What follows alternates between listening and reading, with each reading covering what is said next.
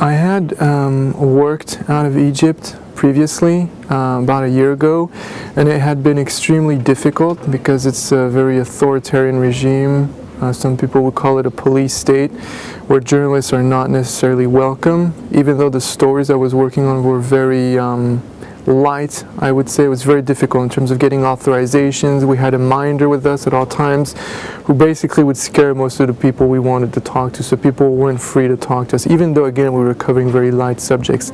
However, this time when I went back to Egypt, it was a lot easier at first, because a lot of the uniformed police, a lot of the so-called minders were no longer operational, were no longer working. So actually, it was quite a pleasant experience at first. I felt very much free to ask any question I wanted, and people were openly and on camera willing to denounce what they were calling the exactions or the wrongdoings of the regime they were trying to topple. However, on Wednesday, so last Wednesday, I don't know if this needs to be dated or whatnot, things took a very violent turn.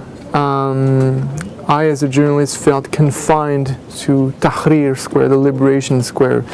There were stones crisscrossing each other in the air. It was very, very violent, and our options were very limited in terms of who we could talk to and where we could go because of this situation. Just geographically, there are 9 different access points to Liberation Square, and most of them were being controlled by pro-Mubarak people, protesters, if you will, who were trying to sort of take control of Liberation Square.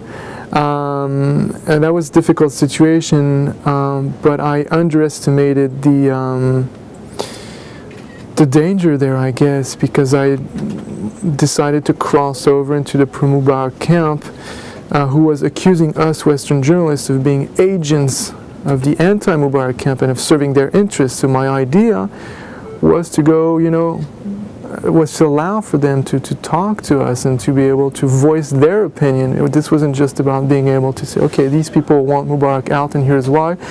It was also, being able to say, well, these people actually want Mubarak to stay and here's why.